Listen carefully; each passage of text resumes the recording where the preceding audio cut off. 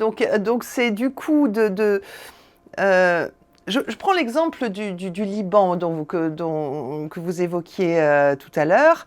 Le Liban, mois d'août l'année dernière, entre dans la peau du monde, à la faveur de cette fameuse, enfin cette tragique explosion dans le port de Beyrouth. Et là, comme tout le monde, je suis devant mes écrans et je vois ce pays entrer et je me dis il faut que j'y aille, il faut que j'y aille. Mais il faut que j'y aille, c'est que déjà je savais qu'il fallait que j'aille derrière.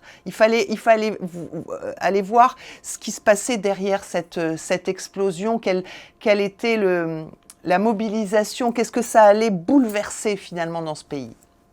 Voilà. Alors, c'est intéressant, vous dites passer derrière, et d'ailleurs dans l'épisode du Liban, je crois, vous parlez de passer de l'autre côté du miroir, hein. Et ça m'a rappelé le roman de Lewis Carroll. Ça m'a semblé tout à fait bien adapté aussi, si l'on considère la façon de voyager. Ce qui m'a fait penser à ça, c'est qu'en fait, dans le premier roman, Alice au Pays des Merveilles, Alice est un pion. Elle traverse le roman et malgré toutes ces aventures que le lecteur trouve extraordinaires, malgré les métamorphoses qu'Alice subit, on a l'impression qu'elle en ressort inchangée. C'est peut-être un peu justement le voyageur qui consomme. Et puis dans l'autre côté du miroir, qui est le second roman, alors là, Alice trouve autre chose, et de pion, ou disons de quelqu'un qu'on passe d'un endroit à l'autre, elle devient reine. Elle est auteure et actrice de son destin. Et d'ailleurs, c'est pas toujours facile pour elle. Et ça vous a évoqué quelque chose, j'imagine. C'est pour ça que vous y Mais avez pensé, complètement. non? Oui. C'est complètement ça. Et d'ailleurs, je trouve que l'adaptation qu'en a fait Tim Burton choisit plutôt cette deuxième version d'Alice, la femme qui finalement choisit, la jeune fille qui choisit son destin, qui choisit de ne pas se marier avec la personne qu'on voudrait lui imposer, qui choisit de suivre les traces de son père, qui était un voyageur, un entrepreneur, etc. Et moi, j'aime cette idée-là. J'aime cette idée de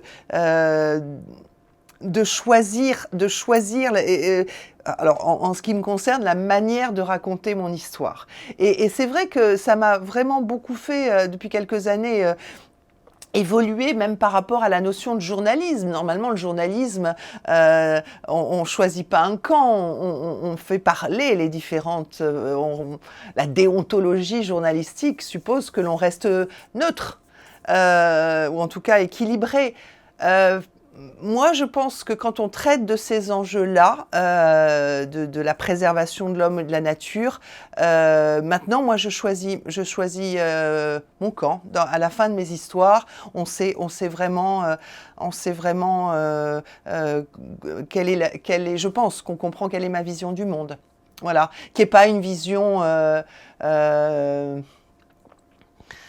Moi, je fuis un monde inégalitaire. J'ai peur de ça. J'ai peur des sociétés inégalitaires. J'ai peur des sociétés capitalistes. J'ai peur d'une croissance effrénée. Oui, bien sûr, c'est pas mon monde à moi, en tout cas. Voilà.